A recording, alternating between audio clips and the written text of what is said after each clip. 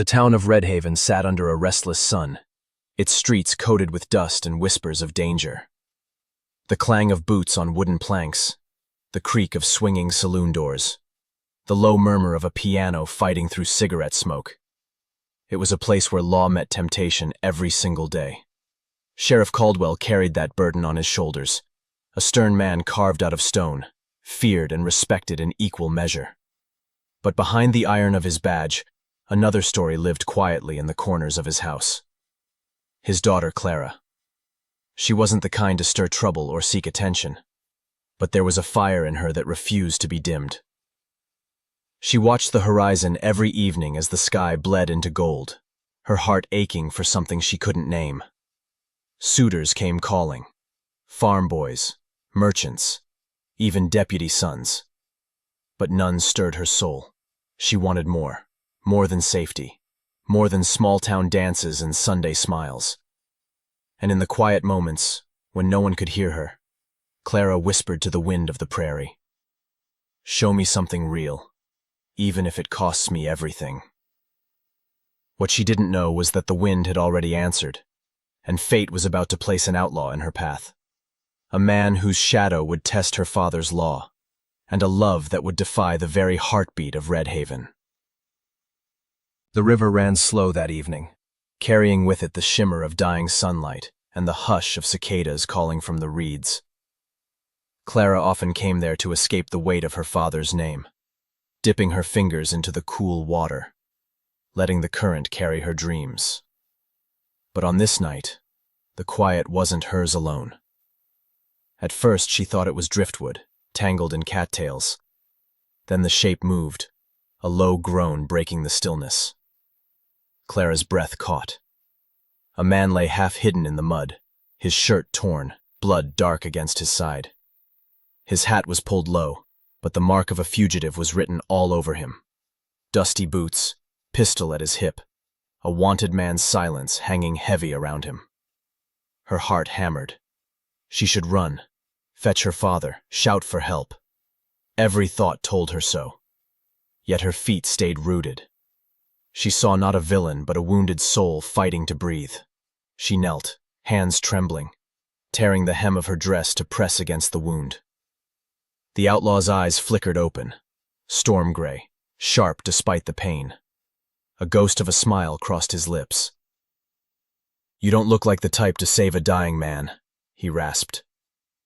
Clara swallowed hard, her voice barely more than a whisper. "Then maybe you don't look like the kind worth saving." In that fragile space between danger and mercy, the world seemed to hold its breath. For Clara, the riverbank had just become the edge of forever. Clara returned the next evening, her steps light and cautious, carrying a loaf of bread wrapped in cloth. She told herself it was foolishness, that she'd risk her father's wrath and her reputation for a stranger she should have left to fate. But something in those storm-gray eyes had taken root in her. Jesse sat propped against a tree now, pale but alive, his hat tipped low as though the world couldn't see him if he refused to look back. When she approached, he didn't reach for his gun, only lifted his gaze, surprised she had come. "You again," he muttered, his voice hoarse but steady. "Figured you'd bring the sheriff with you this time." Clara shook her head, offering the bundle. "If I did, you wouldn't be sitting here breathing." He smirked faintly, taking the bread, fingers brushing hers for just a second longer than they should have. "Careful, darlin'. Kindness like yours can get you hurt." She sat across from him, heart pounding. Or maybe kindness is what keeps people human. You ever think of that? For the first time, his eyes softened, though his guard never fully dropped. They ate in silence, the river murmuring between them, and as dusk fell over Redhaven, a fragile thread tied them together, one woven of secrecy, danger, and the kind of pull no heart can easily ignore. Clara knew she should walk away. Instead, she whispered to herself, "Tomorrow, I'll come again." The nights stretched longer as Clara kept returning, each visit stitched tighter into the secret fabric of her heart. She brought him water, fruit, little comforts stolen from her father's pantry. And with each offering, Jesse gave her something in return. Not gifts, but pieces of himself. One evening, as the sky turned violet and crickets sang, Jesse leaned back against the tree, his voice low and worn. I wasn't always this. His hand brushed the pistol at his side. I had a brother once. We worked a ranch, sun up to sundown. Life wasn't easy, but it was honest. Then a man with money and no soul cheated us out of everything. Sheriff wouldn't help. Law didn't care. So I made my own. His eyes darkened, carrying years of pain. One night turned into another. One crime led to the next. Before I knew it, my name wasn't mine anymore. It was a poster nailed to saloon doors. Clara listened, her chest tightening. She saw not just an outlaw, but a boy who'd been left behind, forced into shadows. You regret it, she whispered. Jesse's laugh was hollow, bitter. Every sunrise. But regret don't wipe the slate clean. It just keeps you company. For a moment, silence wrapped them, the river whispering secrets neither dared speak. And in Clara's heart, compassion began to bloom into something more dangerous. The first stirrings of love. By the fifth night, Clara no longer told herself she was simply being kind. Her heart betrayed her every time she saw him. Every time his eyes met hers in the fading light. The danger should have frightened her. But instead, it thrilled her. That evening, she carried a lantern, its glow painting her face gold as she knelt beside him. Jesse was stronger now, the sharp lines of pain replaced by a quiet strength. He studied her as though memorizing every detail. The curve of her smile, the defiance hidden in her soft eyes. You don't belong here, Clara, he said, voice low. Not with me. Folks like me. We ruin everything we touch. She shook her head, brushing a strand of hair from her cheek. And yet I keep coming back. He chuckled under his breath, leaning closer. The lantern flame caught in his storm-gray eyes. Then maybe you're braver, or more foolish, than anyone I ever met. For a long moment, neither spoke. The air between them was heavy, filled with everything they couldn't say. Then Jesse whispered, almost to himself, If I were another man, I'd ask you to stay. Forever Clara's breath hitched, her heart racing. She didn't answer with words, only sat closer, so their silence became the loudest confession of all. And somewhere deep inside, she knew this wasn't just kindness anymore. It was the beginning of a love that could break them both. While Clara's nights were filled with whispered secrets by the river, her days grew heavier under Redhaven's watchful eyes. The town buzzed with rumor. Cattle rustled on the North Trail. A barn set ablaze out near Hollow Creek. Every tale seemed to trace back to the outlaw with storm-gray eyes. Posters bearing Jesse's name appeared on walls and saloon doors, the reward growing richer with every whisper. Sheriff Caldwell grew restless. His boots struck the floorboards harder. His voice barked sharper at his deputies. He's close, he told the men gathered in his office. Too close. And I'll see him in chains before the month is out. Clara heard those words from the stairwell, her heart sinking. In the market, neighbors muttered warnings of a bandit lurking near the river. Clara kept her face calm, but guilt gnawed at her ribs. Each lie to her father, each stolen moment by Jesse's side.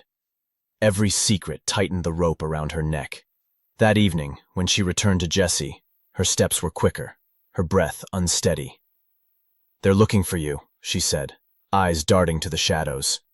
He smirked, though it didn't reach his eyes. They've been looking my whole life, darlin'. But I'll admit, this time, I got more to lose. The words sank heavy in Clara's chest. Trouble was circling closer, and she knew soon the river would not be enough to hide them. The river had become their sanctuary, a place where the world seemed to blur into whispers and shadows. That evening, Clara lingered longer than usual, lantern resting beside her, the glow soft against her face. Jesse watched her quietly, the firelight of dusk glinting in his eyes. For once, the silence between them begged to be broken. I don't belong in my own life, Clara confessed, her voice hushed as though the trees themselves might carry her words away. Every day I smile for my father, nod to the townsfolk, pretend to be the girl they all expect. But inside, she pressed a hand to her chest, trembling. Inside I feel trapped, like the walls are closing in.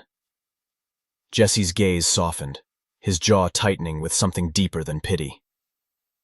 "I know that feeling," he said. "Running from the law, hiding under stars that don't belong to me. Most nights I wonder if I'm even living, or just waiting to die." Their eyes held, neither daring to look away. Clara leaned closer, her heart thundering. "When I'm here, with you, it feels real. Like the rest of the world doesn't matter." Jesse let out a slow breath, his voice breaking as he whispered, "Clara, you're the only good thing I've touched in years."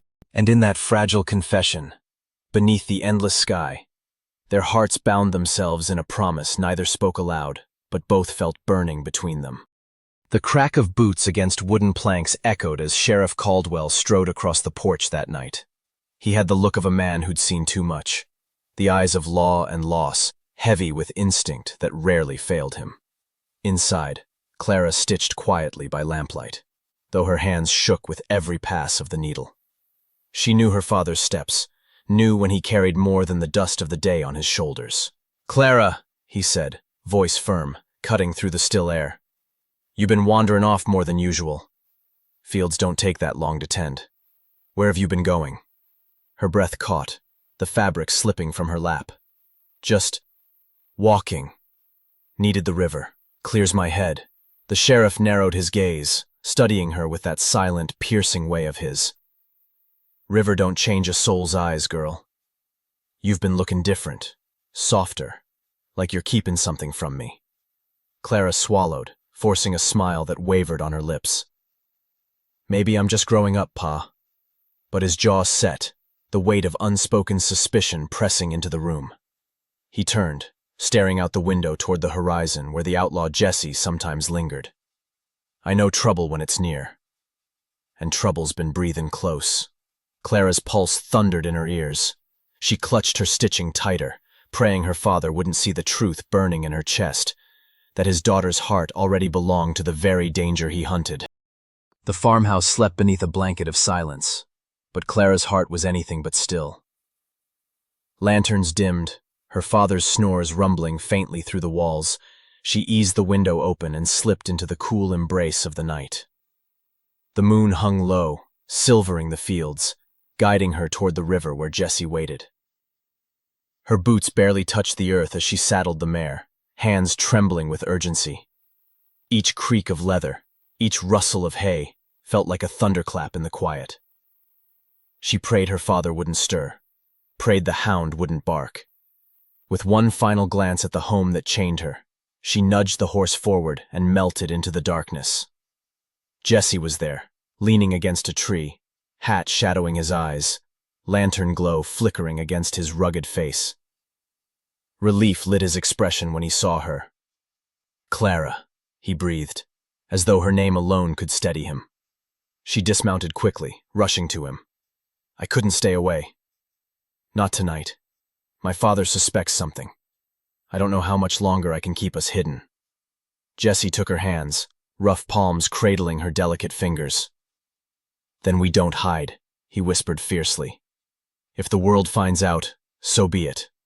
I'd rather burn in the open than wither in the dark." Clara's breath caught, tears stinging her eyes. And there, under the hush of midnight, they clung to one another. Two souls defying the silence, knowing every stolen moment could be their last. Dawn bled across the horizon in streaks of fire when the crack of a rifle bolt shattered the stillness. Clara froze by the riverbank, her fingers laced with Jesse's, hearts beating in frantic rhythm. From the shadows stepped Sheriff Caldwell, shotgun resting in his arms, eyes hard as steel. "I knew it," he growled, voice low, trembling with fury and betrayal. "My own daughter, keeping company with the outlaw I've been hunting." Jesse stepped forward, shielding Clara with his body, his voice steady though his chest heaved. "Sheriff, I never meant to drag her into my mess. If you want me, take me, but don't lay blame on her. heart. Caldwell's jaw tightened, the weight of his badge heavy in that moment. You've stolen more than cattle, boy. You've stolen her innocence, her safety. You think I'll stand by and watch you ruin her? Clara burst forward, tears streaking her face. Pa, listen! He's not who you think. Jesse's more than his past. He's kind. He's good. He's saved me from loneliness I never dared admit to you. Her father's eyes flickered, torn between the law he swore to uphold and the daughter he loved more than life. The air hung thick, gunmetal cold, the river whispering between them. Jesse's voice cracked as he met the sheriff's gaze. I won't run anymore. But don't punish her for finding love where she least expected. And in that fragile standoff, Clara felt her world teeter on the edge of breaking, knowing that one choice, her father's, could shatter everything. The rising sun spilled gold across the fields, painting the world in a quiet kind of fire. Clara stood between the two men she loved most, her father, rigid with duty, and Jesse, weathered by a life of running yet softened by love. The silence stretched, brittle as glass, every breath threatening to shatter it. Sheriff Caldwell's finger hovered near the trigger, his eyes locked on Jesse. But his hands trembled, not from fear, but from the war raging inside. I swore an oath, he muttered, voice thick with gravel.